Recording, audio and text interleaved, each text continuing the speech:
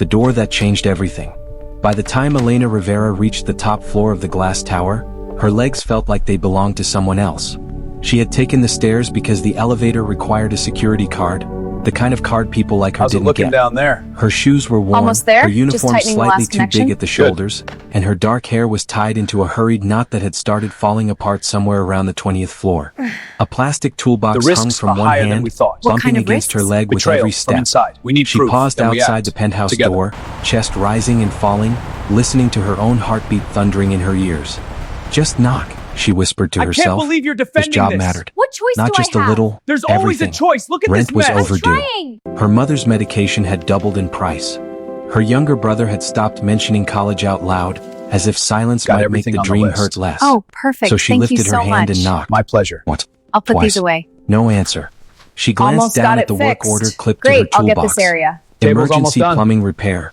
Penthouse You can't be 3A. serious. Immediate I am. We service have to. required. This is a mistake. Of course it's Trust immediate, me on this. she Fine. muttered. But it's on you. Rich people don't wait. She knocked again, louder this time. From inside came the sound of movement, heavy footsteps, then a low voice muttering something she couldn't make out. Locks clicked. The door swung open, and Elena can't forgot keep how to lying to breathe. me. Standing not in the lying. doorway was Please a man, stop. Then tell me tall, the truth. broad-shouldered, I can't. barefoot, wearing nothing but low-hanging gray sweatpants. His chest was bare, damp from what looked like a recent shower, Get water off me, still I didn't do glistening across anything. sculpted Ma'am, it's muscles as okay. if Take someone my had hand. carved him out of Sir, marble calm and forgotten down. to finish polishing. Dark hair fell messily across his forehead. His jaw was shadowed with stubble. A faint scar traced from his collarbone toward his shoulder. Not ugly, just real. He blinked at her, equally surprised. This is For a moment, neither of them It spoke. is. Just Elena's like old brain times. scrambled to recover from whatever shock had just This short-circuited is a it. mistake. I'm innocent. Plumbing, remove it she from the managed court. Let's finally, go. holding Move. up the Get toolbox off. like proof of existence. I've missed this. His gaze Me moved from the too. box It's so to good her to see face, you. to I the love company you. logo on her I uniform. love you too. Recognition flickered. Then something else, something softer, almost cautious. Right? He said, voice low and rough, like it hadn't been used much today. Come in. He stepped aside. Elena walked past him, hyper-aware of everything. The scent of soap and cedar, the warmth of his body as she brushed by, the absurd luxury of the apartment unfolding before her like a different universe. Floor-to-ceiling windows framed the city skyline. Minimalist furniture that probably cost more than her entire apartment sat arranged with effortless perfection. A grand piano rested near the glass wall, black lacquer gleaming. She had fixed sinks in wealthy homes before, but this was something else entirely. Not showy. Not loud. Just powerful. Behind her, the door clicked shut. So, he said, running a hand through his hair, the kitchen sink is flooding. I tried turning it off, but it just made other noises. Elena nodded quickly, grateful for something practical to focus on. Where's the shut-off valve? He pointed toward the kitchen. She moved fast, kneeling beside the cabinet, shutting off the water with practiced efficiency. The roar subsided to a quiet drip. Silence settled over the room again. She became aware that he hadn't moved. He was watching her. Not in a creepy way. Not dismissive either. Just studying. Elena wiped her hands on a rag and looked up. That's when she noticed his eyes properly, dark, intense, and strangely tired. And then she noticed something else. He wasn't looking at her face anymore. He was looking at her wrist. Her breath caught. Instinctively, she tried to pull her sleeve down, but the motion came too late. The faint bruise circling her wrist was already visible, yellowing at the edges, unmistakable. His jaw tightened. Not curiosity. Not judgment. Something much sharper. Anger. But not directed at her. What happened? He asked quietly. Her stomach dropped. Nothing, she said too quickly. Just bumped into something. Silence. He didn't call her out. He didn't push. He just looked at her with a kind of steady attention that made her feel exposed in a way that had nothing to do with physical closeness. You don't have to explain, he said finally. Relief flooded her chest so suddenly it almost hurt. Thanks, she whispered. She turned back to the pipes, hands trembling slightly now for reasons that had nothing to do with plumbing. Behind her, she heard him move, a quiet step, then another, before stopping a respectful distance away. Do you need anything? He asked. Tools? Towels? No, I've got it. Another pause. You sure? She nodded without turning around. A few minutes passed in the soft clink of metal tools and the muted hum of the city beyond the windows. Finally, she reassembled the pipe and turned the water back on. No leaks. No groaning. Perfect flow. She exhaled slowly, tension easing from her shoulders. All done, she said, standing. When she turned around, he was closer than before, not invading her space, just there. And now she noticed the faint lines at the corners of his eyes. Not old, just worn. Like someone who carried too much for too long. How much do I owe you? He asked. She hesitated, quoting the standard emergency rate, a number she knew sounded small compared to everything in this apartment. He didn't even blink. Instead, he walked to a desk, picked up a sleek black card and returned. But instead of handing it to her immediately, he paused. You're new, he said. She frowned. To plumbing? To this company. 3 weeks. He nodded slowly as if confirming something. Do they treat you well? The question hit harder than expected. Yeah, she said automatically. He watched her for another long moment. Then he handed over the card. But when she reached for it, he didn't let go right away. Not trapping her, just holding it long enough that she had to meet his eyes. If you ever feel unsafe, he said quietly, you can call this number. Anytime. Her heart stuttered. She glanced down. This wasn't a company card. It had his name. Adrian Cole. And beneath it, in understated lettering, Cole Industries, founder and CEO. Her brain struggled to process the words. The billionaire. The reclusive one. The man rumored to own half the city and trust almost no one. Just tightening the last She looked connection. up, stunned. Good. You're that Adrian Cole? He gave a small, almost self-conscious shrug. Unfortunately. Elena stared at him, speechless. Not because he was rich. Not because he was powerful. But because this man, shirtless, barefoot, impossibly intimidating, had just spoken to her with more genuine concern than most people had in years. Why? She asked softly. Why would you help me? Something flickered across his face. Recognition. Memory. Bang. Because, he said after a long pause, someone should have helped you already. Her throat tightened unexpectedly. Before she could respond, the doorbell rang. Adrian's entire posture changed instantly, shoulders squaring, expression hardening, warmth vanishing like it had never existed. I wasn't expecting anyone, he muttered. He walked to the door and opened it. 3 men in expensive suits stood outside. Elena couldn't hear what they said at first, but she saw the shift in Adrian's expression, irritation turning to cold fury. Then one of the men glanced past him, and saw her. His lip curled. Well, he said loudly enough for her to hear. Didn't know you hired entertainment now, Adrian. Heat rushed to Elena's face. Adrian didn't laugh. Didn't smile. Didn't even blink. Instead, his voice dropped to something dangerously calm. Watch your mouth. The man smirked. Relax. I'm just saying, didn't expect you to downgrade your taste this much. The room went very, very still. Elena wished she could disappear. But Adrian stepped aside, not to let them in, to block their view of her. She's a contractor, he said flatly. And you're leaving. The men exchanged amused looks. Come on, another one said. We have a meeting. No, Adrian replied. You had a meeting. He stepped forward. Not loud. Not dramatic. Just immovable. Get out. For the first time, uncertainty flickered across their faces. Adrian, don't be ridiculous. I said, he repeated, voice now ice cold, get out. The door closed in their faces. Silence flooded the apartment. Elena stood frozen, heart pounding. Adrian leaned his forehead briefly against the door, exhaling slowly, as if holding back something much bigger than anger. When he turned around, his expression softened again, not completely but enough to feel human. I'm sorry you had to hear that. She shook her head. I'm used to it. The words slipped out before she could stop them. Something in his eyes darkened. No, he said quietly. You shouldn't be. For a long moment, they just looked at each other. 2 strangers from completely different worlds, connected by something neither could name yet. Then Elena picked up her toolbox. I should go. He nodded but didn't move to open the door immediately. Instead, he studied her like he was memorizing something. Take care of yourself, Elena. Her name on his lips sounded unexpectedly gentle. You too, she said. He opened the door. She stepped into the hallway. But just before it closed, she heard him say something, so soft she almost thought she imagined it. Please be safe.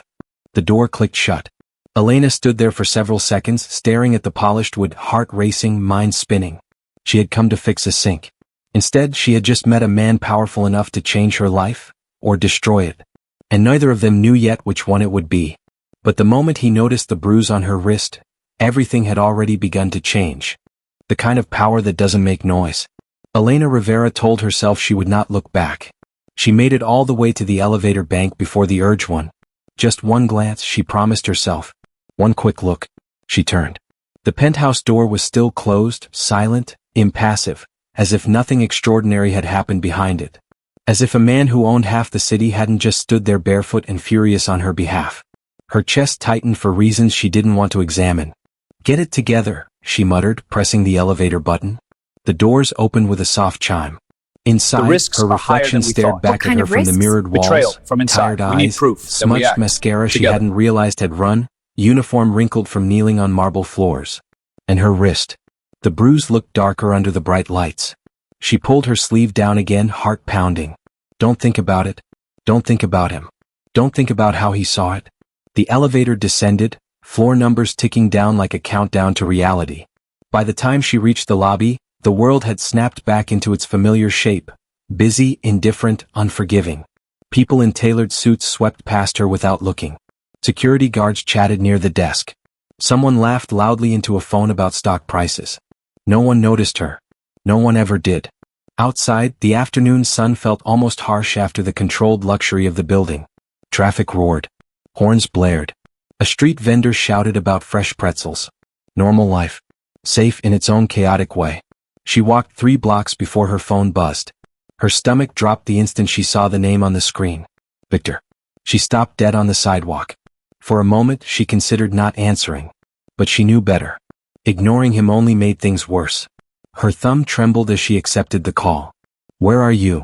His voice came sharp, already angry. "Working," she said carefully. "You were supposed to be home an hour ago. I had an emergency call." Silence, not the peaceful kind but the heavy, calculating kind. "With who?" "It's a plumbing job, Victor." "Not a date." A humorless laugh. "Don't get smart with me." Her grip tightened on the phone. "I'm on my way," she said quickly. "Good," he replied. "Because we need to talk." The line went dead.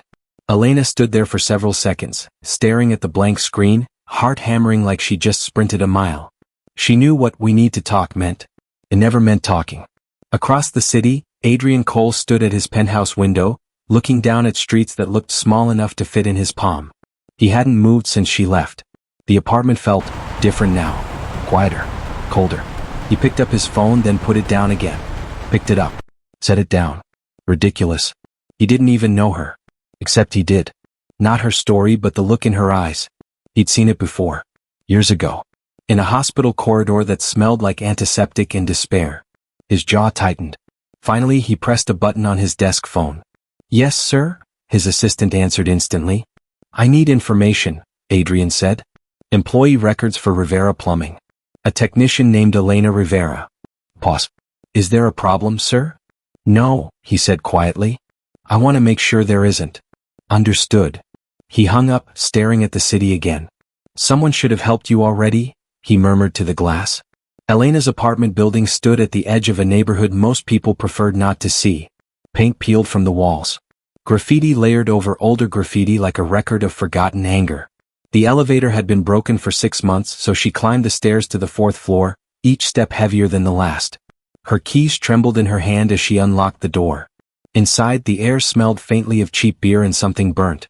Victor sat on the couch, leaning forward, elbows on his knees. The television played silently behind him, flickering light across his face. He didn't look up when she entered. "You're late," he said. "I told you.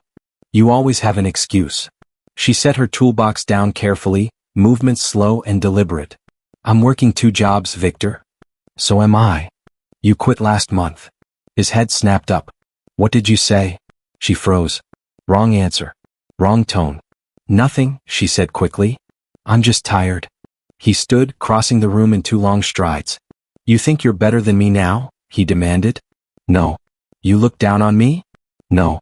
His eyes flicked to her wrist, where the sleeve had slipped again. Something dark and satisfied crossed his face. "You should be grateful," he said softly. "Nobody else would put up with you." Her throat tightened. I can't believe you're defending She didn't this. respond. What choice do I have? She had learned that There's silence always a was choice. sometimes Look at this safer. mess. I'm trying. After a long moment, he stepped back, grabbing his jacket. "I'm going out," he said. "Food better be ready when I get back." The door slammed behind him. Elena stood there, shaking, staring at nothing. Then slowly, carefully, she sank onto the floor beside her toolbox and wrapped her arms around herself. No tears. She had cried them all years ago.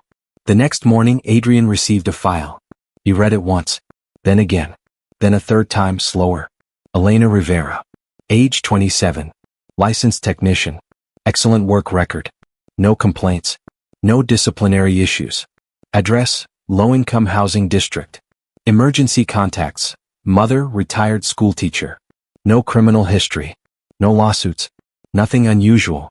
Except for one line in a police report from 2 years earlier. Domestic disturbance. No charges filed. Victim declined to cooperate. Adrian's hand tightened on the paper. Sir? His assistant asked carefully from the doorway. He didn't look up. Clear my afternoon. You have.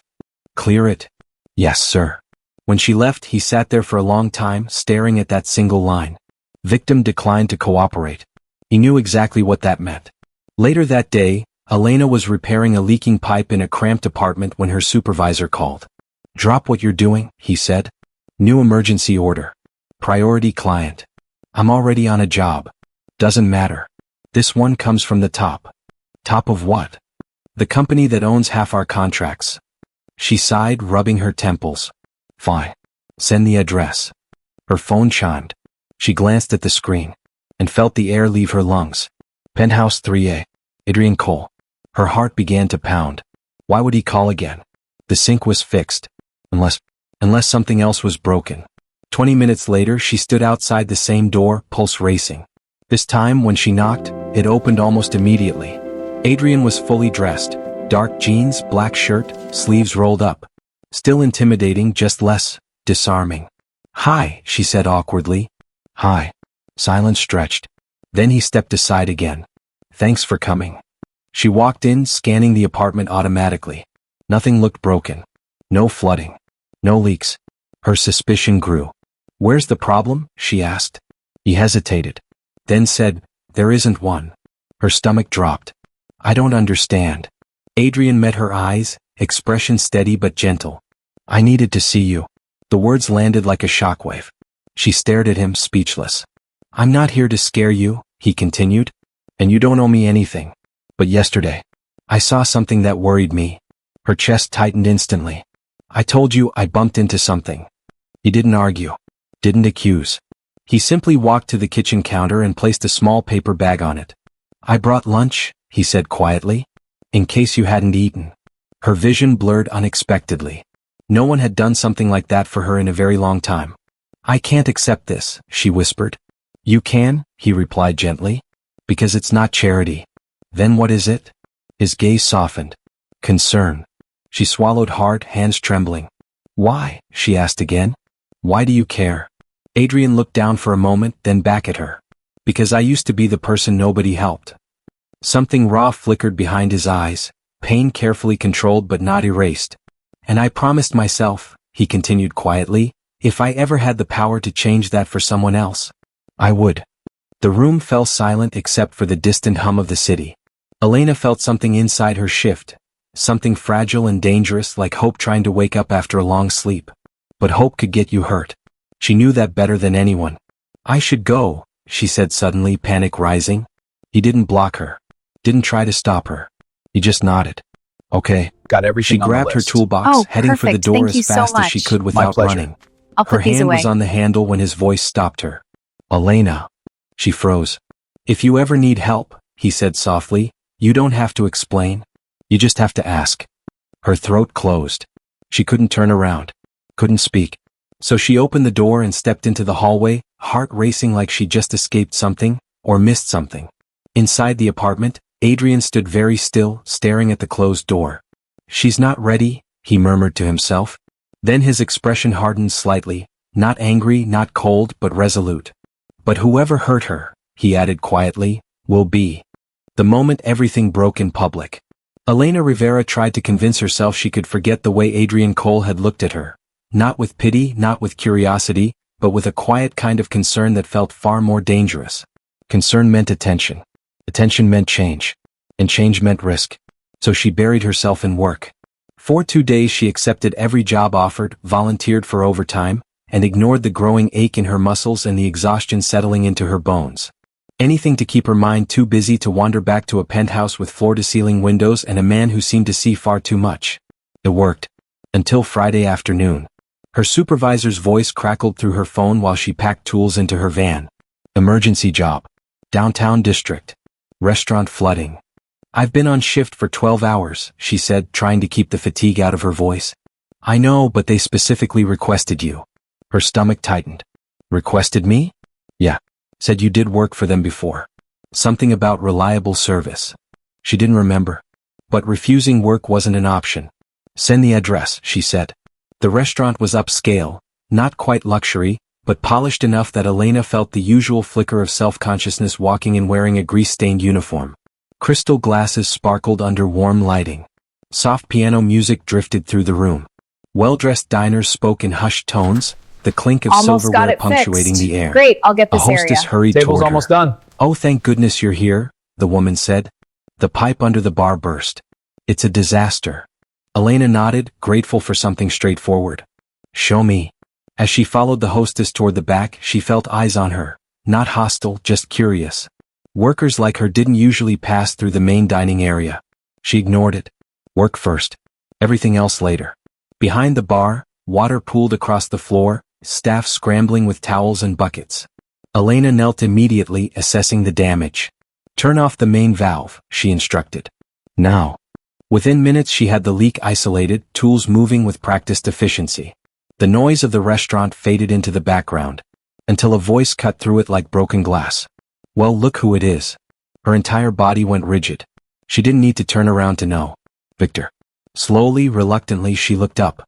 He stood at the end of the bar, hands shoved into his jacket pockets, a smirk twisting his mouth. Two men in expensive suits flanked him, clients judging by their expressions. What are you doing here? She asked quietly. Meeting, he said casually. Turns out this place is considering hiring my firm. Her stomach dropped. Victor didn't have a firm. He had a series of vague business ventures that never lasted long. But he was charming when he wanted to be. Convincing. Dangerous. One of the suited men glanced between them. You two know each other? Victor's smile widened. Oh yeah, he said. She's mine. Heat rushed to Elena's face. Don't, she said under her breath. What? He replied loudly. I'm proud of you. Working hard like this. His gaze flicked deliberately to her uniform, her kneeling position on the wet floor. Doing whatever this is. A few nearby diners turned to look. Humiliation burned through her chest. I'm working, she said firmly. Please leave me alone. Victor leaned closer, voice dropping to a mock-gentle tone. You didn't answer my calls last night. I am. I was asleep. This is a mistake. You don't ignore me. Trust me on this. The Fine. tension in the But room it's on you. thickened, subtle but unmistakable. One of the restaurant managers stepped forward cautiously. Sir, perhaps we should continue this discussion elsewhere. Victor waved him off without looking. I'm talking to my girlfriend. Elena's jaw tightened. I'm not your girlfriend. Silence fell like a stone into water. Victor's eyes darkened. Oh, he said slowly. Is that how we're doing this now? She forced herself to stand, though her knees trembled. Yes. A muscle jumped in his jaw. For a moment she thought he might explode right there. Instead he laughed, loud, sharp, cruel. Don't get dramatic, he said. You always do this in public. Try to make me look like the bad guy. I just want to work. Well, too bad. Before she could react, his hand shot out, grabbing her wrist, the bruised one. Pain exploded up her arm. She gasped, instinctively trying to pull back. Victor, stop. Answer me, he snapped, squeezing harder. Why weren't you home? People were staring now, whispering. Frozen between intervening and pretending not to see. Elena's vision blurred. Please, she whispered. You're hurting me. That's when another voice cut through the room. Cold. Controlled. Terrifyingly calm. Let her go. Victor turned. Everyone turned. Adrian Cole stood a few steps away, dressed in a tailored charcoal suit, presence filling the space like gravity itself. He hadn't raised his voice, but every syllable carried unmistakable authority. Elena's heart slammed against her ribs. Oh, what? Victor smirked. Mind your business. Adrian didn't move closer. Didn't raise his voice. He simply repeated, let her go. Something in his tone made even the air feel sharp. Victor hesitated, just a fraction of a second, then tightened his grip instead. She's my girlfriend, he said defiantly. We're having a private conversation. Adrian's eyes flicked to Elena's face, then to her wrist trapped in Victor's hand. When he spoke again, his voice was softer. More dangerous. She said no. Victor snorted. And who the hell are you? A manager stepped forward nervously. Sir, that's Mr. Cole. Recognition hit. Victor's bravado faltered, then hardened into something uglier. So what? He said. Rich guy thinks he can boss everyone around? Adrian finally moved. Just one step forward. But it was enough. Last warning, he said quietly.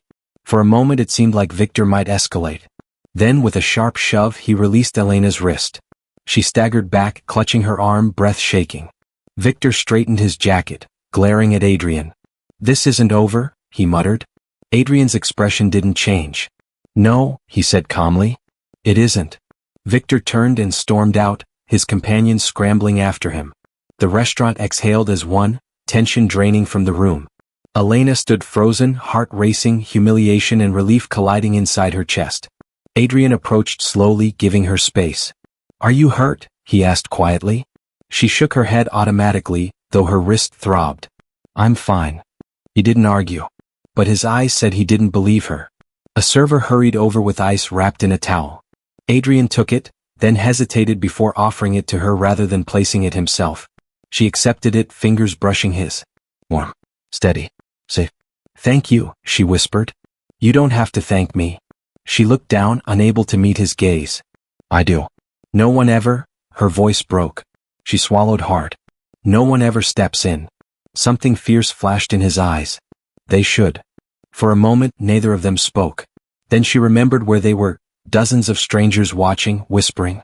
I need to finish the job, she said, voice small but determined. Adrian nodded. I'll stay. You don't have to. I know. He moved to stand nearby, not hovering, not intrusive, just present. A silent shield. As she knelt again to repair the pipe, her hands still trembled, but something inside her had shifted. Victor had tried to humiliate her. Instead, for the first time, someone had made him back down. Not with violence. Not with shouting. With quiet, unshakable power. An hour later, the repair was complete. The manager insisted the meal was on the house. Elena declined politely, eager to escape the attention. Outside, dusk painted the sky in deep blue and gold. She walked toward her van, Adrian beside her. I can call a car for you, he said. You don't have to go home alone. She stopped. If I don't go home, she said softly, I don't have anywhere else. The words slipped out before she could stop them. He didn't respond immediately. Didn't offer platitudes. After a long moment he said, You deserve somewhere you feel safe. Her throat tightened painfully. Maybe someday. He studied her for a long moment, something resolute forming in his expression. That day might come sooner than you think. She didn't know what that meant. Didn't dare hope. So she climbed into her van, hands gripping the steering wheel as if it were the only thing holding her together. Adrian stepped back, giving her space. Drive carefully, he said. She nodded, unable to speak. As she pulled away, she glanced in the rearview mirror. He was still standing there, watching until she turned the corner. Across town, Victor slammed his fist against the dashboard of his car. That guy thinks he's better than me, he snarled. One of his companions shifted uncomfortably. You just picked a fight with Adrian Cole. That's not exactly smart. Victor's eyes burned with fury. She embarrassed me, he said. Both of them did. What are you going to do? His smile was cold and ugly. Remind her who she belongs to. That night, Elena lay awake staring at the ceiling, wrist aching, heart still racing from everything that had happened. For the first time in years, fear wasn't the only thing she felt. There was something else. Something fragile. Something dangerous. Something like hope. You can't keep lying to me! But she didn't know yet I'm that not Victor lying. wasn't Please done. stop. Then And tell me Adrian the Cole truth. wasn't either. Can't. Because the next time they all crossed paths, everything would change. And justice, long overdue, would finally begin to move. The night fear lost its power. Elena Rivera knew something was wrong the moment she stepped out of her van. The street was too quiet. Not peaceful quiet, tense quiet. The kind that presses against your skin and makes the back of your neck prickle. Her apartment building loomed ahead, dimly lit, shadows pooling in corners where the broken streetlight should have been casting light. The hallway windows glowed faintly yellow, but no voices drifted out, no televisions hummed through thin walls. Just silence. She locked her van slowly, scanning the area. You're imagining things, she told herself. You've had a long day. But her body didn't listen. Her body remembered. She reached the building entrance and fumbled her keys twice before managing to unlock the door. The hinges creaked loudly as she stepped inside. Still quiet. Too quiet. The stairwell smelled faintly of damp concrete and old paint. Her footsteps echoed as she climbed, each one sounding louder than it should. Second floor. Third. By the time she reached the fourth, her pulse was racing. Her apartment door stood at the end of the hallway. Closed. But something about it felt wrong. She slowed. There was a faint scratch across the paint near the lock. No. Fresh enough that the wood underneath showed pale through the chipped surface. Her breath caught. Hands shaking, she slid the key into the lock. The door swung open. The first thing she noticed was the smell, stale beer and cigarette smoke. The second was the overturned chair. Her apartment looked like a storm had torn through it. Drawers pulled out. Cushions slashed open. Papers scattered across the floor like confetti from a celebration nobody wanted. Her toolbox lay on its side, contents spilled. And in the center of the room, sitting calmly on her couch as if he owned the place, was Victor. He smiled when he saw her. "Hey," he said casually. "We need to talk." Her body went cold. "How did you get in?" she whispered. "You changed the locks," he said approvingly. "Smart move. Didn't slow me down, though." He tossed a small metal object onto the coffee table. A lockpick set. Her stomach dropped. "You broke in. Don't be dramatic." She took a step backward toward the door. "Get out."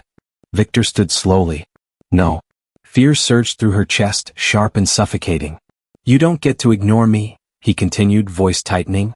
"You don't get to humiliate me in public." "I didn't. You made me look weak." His hand slammed against the wall beside her head, making her flinch violently. "Who is he?" Victor demanded. "That guy at the restaurant." "Nobody. Don't lie to me." "I'm not." His fingers closed around her upper arm, digging in hard. Pain shot through her shoulder. "You think you can just replace me?" he snarled. "You think some rich idiot is going to save you?" Her heart pounded so hard she could hear it in her ears. "No one is saving me," she said, voice shaking but determined. "I'm leaving you. That's all." The words hung in the air. Victor went very still. Then his expression changed, not loud rage, not shouting. Something colder. More dangerous. "You don't leave me," he said quietly. Before she could react, he shoved her backward. She stumbled, hitting the wall, air rushing from her lungs. "Victor, stop." "You belong to me," he hissed. "No," she gasped, scrambling sideways. "I don't." His hand shot out again, grabbing her hair. Pain exploded across her scalp. Tears sprang to her eyes, not from weakness but from pure physical shock. "Say it," he demanded. "Say you're mine." She shook her head, breath ragged. "No." His grip tightened. The world narrowed to pain and panic. And then, a thunderous crash. The apartment door burst inward, splintering the already damaged frame. Victor jerked around in shock. Standing in the doorway was Adrian Cole. Not composed. Not calm. Get off me! I didn't Furious. do anything! His Ma'am, it's chest okay. rose Take and my fell hand. rapidly, Sir, eyes calm blazing down. with a controlled rage that felt far more terrifying than any shouting. For one frozen second, no one moved. Then Adrian crossed the room in 3 strides and grabbed Victor's wrist, forcing him to release Elena's hair. "Touch her again," Adrian said, voice deadly quiet, "and I promise you won't have a hand left to use." Victor staggered back, stunned. "How the hell did you?" "The landlord," Adrian replied flatly, "was very cooperative." Elena stared at him, disbelief flooding her chest. "You what?" He didn't look at her. His attention was locked on Victor like a predator tracking prey. "You need to leave," Adrian said. Victor laughed shakily. "This is between me and her."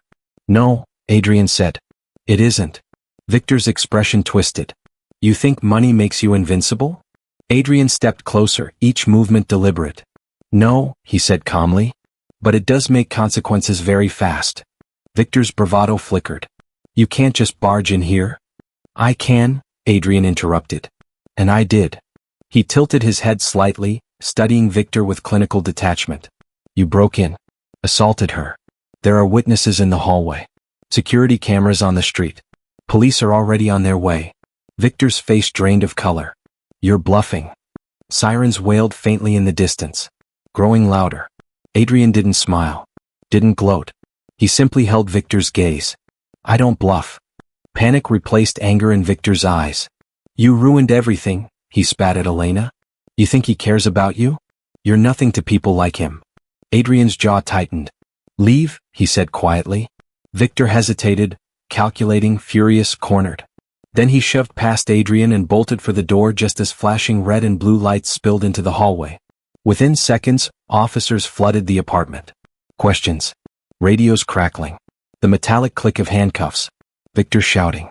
Protesting. Threatening. Elena barely registered any of it. Her legs gave out and she slid down the wall, shaking uncontrollably now that the danger had passed. Adrian knelt beside her immediately, careful not to touch her without permission. You're safe, he said softly. He's not going to hurt you again. She tried to speak but her voice wouldn't work.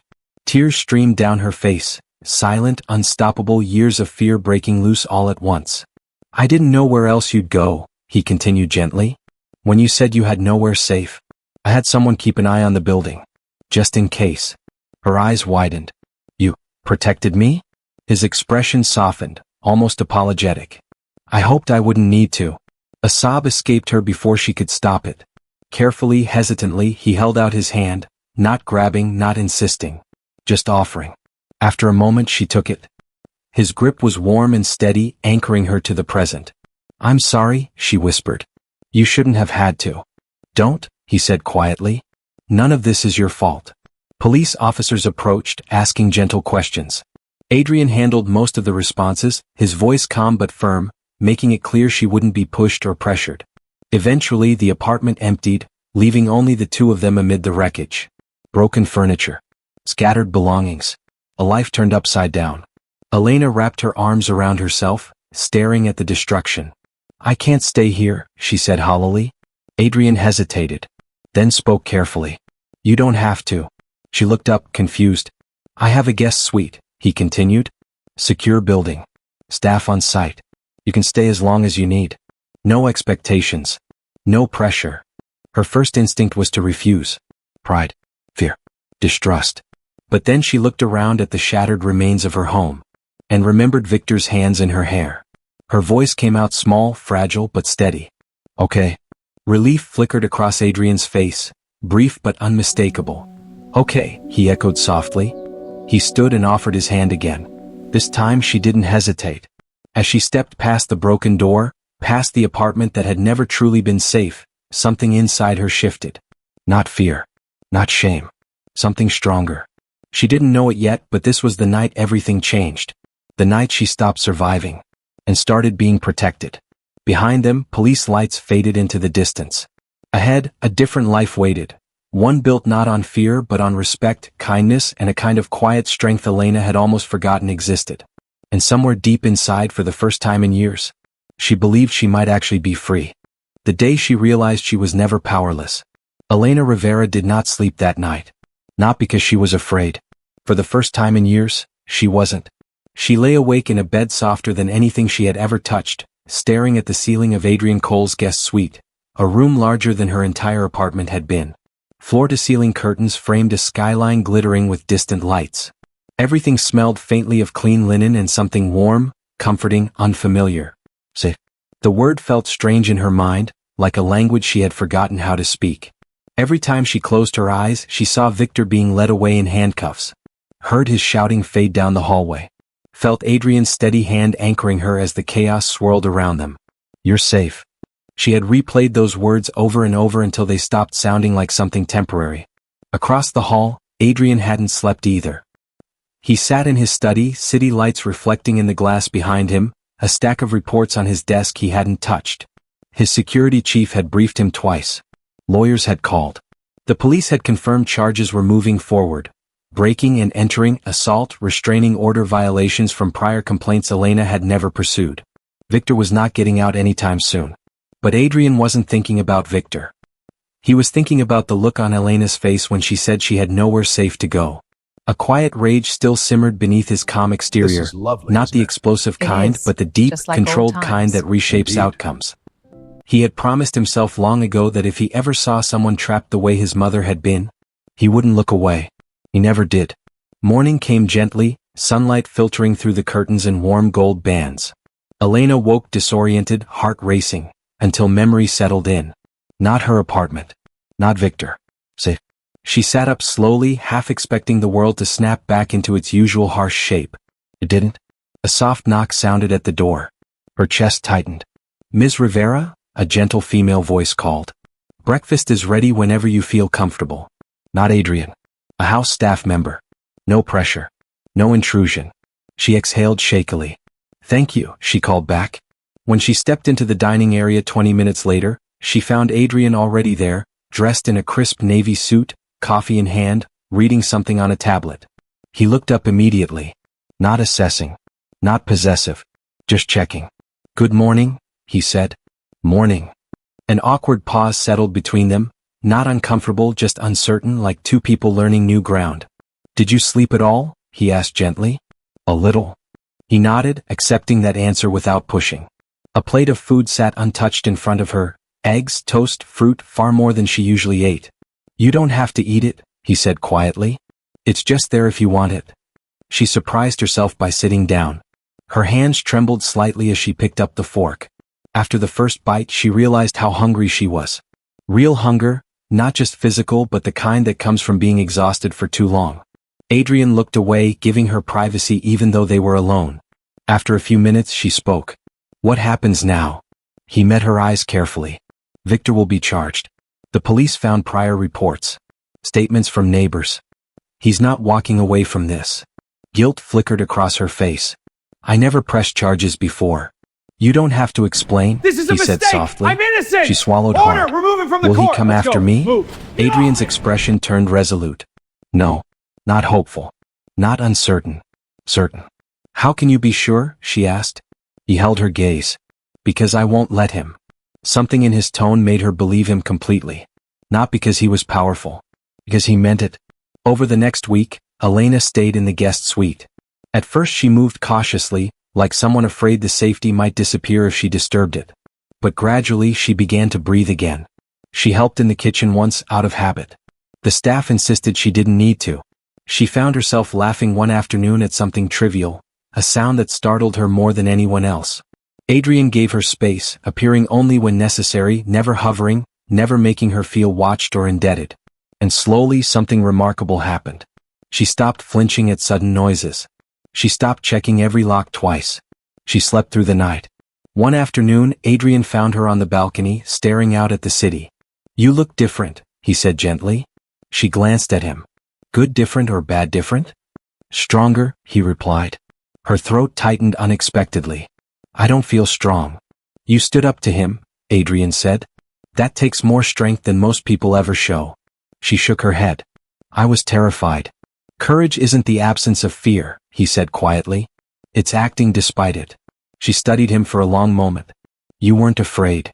Something shadowed his eyes. "I was," he admitted. "Just not for myself." Silence stretched between them, warm and unforced. Then she said softly, "Why are you doing this for me?" The question had been coming for days. Adrian leaned against the railing, considering his answer. "When I was 12, he began quietly, "my mother worked 3 jobs to keep us afloat. One of them had a supervisor who made her life miserable. Nobody intervened. Nobody wanted trouble." Elena listened, breath held. "One night," he continued, "she came home with a bruise Me she tried too. to hide. It's so good to I asked see what you. happened. I love you. She said she fell." I love you too. He paused. "I knew she was lying. But I was a kid. I couldn't do anything." His jaw tightened slightly. "I promised myself that if I ever had power, I'd use it to protect people who didn't have any." Elena felt tears sting her eyes. "You saved me," she whispered. He shook his head gently. "You saved yourself. I just opened the door." 2 weeks later, the court hearing took place. Elena's hands trembled as she sat in the courtroom, Adrian beside her. Not touching, not interfering, just present. Victor looked smaller than she remembered. Disheveled. Angry. Cornered. When he saw her, his expression twisted with bitterness. But this time she didn't shrink. Didn't look away. Didn't feel owned. She met his gaze calmly, steadily. The judge's voice echoed through the room as charges were read. Evidence presented. Testimony given. Victor's lawyer argued. It didn't matter. The outcome was inevitable. When the sentence was announced, prison time, mandatory counseling, permanent restraining order, a strange calm settled over Elena. No triumph. No gloating. Just closure. As Victor was led away, he looked back one last time, expecting fear. He found none. Only indifference. And that hurt him more than anything else ever had. Outside the courthouse, sunlight felt brighter than usual. Elena exhaled slowly, as if releasing years of weight from her chest. "It's over," she said, almost disbelieving. Adrian nodded. "Yes, it is." She turned to him, eyes shining, not with tears this time but something far stronger. "Thank you." He shook his head. "You don't owe me anything." "Maybe not," she said softly. "But I'm grateful anyway." They stood there for a moment, the city moving around them, life continuing as if nothing extraordinary had happened. But everything had changed. "What will you do now?" he asked. She smiled, a real smile, bright and unguarded. "I got an offer," she said, "from a commercial contracting firm. Better pay, benefits." They heard about the restaurant incident. He looked pleased but not surprised. "They'd be lucky to have you." She took a breath. "And I found a new apartment. Small but mine." Something warm flickered across his face. "I'm glad." A comfortable silence settled. Then she stepped forward and hugged him. Not tentative. Not fragile. Strong. Grateful. Alive. Adrian froze for half a second, then gently returned the embrace, careful but genuine. When she pulled back, her eyes were bright. "You didn't just help me," she said. "You reminded me I wasn't powerless." He met her gaze, voice soft but certain. "You never were." Months later, Elena stood in her new apartment. Freshly painted walls, sunlight pouring through clean windows, a toolbox resting proudly by the door. Her phone buzzed with a message from Adrian. "Hope the first day went well." She smiled and typed back. "It did. Thank you, for everything." She set the phone down and looked around. Not luxurious. Not perfect. But hers. Peaceful. Safe. She walked to the window, sunlight warming her face, and for the first time in years she felt something stronger than survival. Freedom. Because the truth was, the millionaire hadn't saved her life. He had simply shown her that she deserved one. And once she believed that, no one could ever take it away again.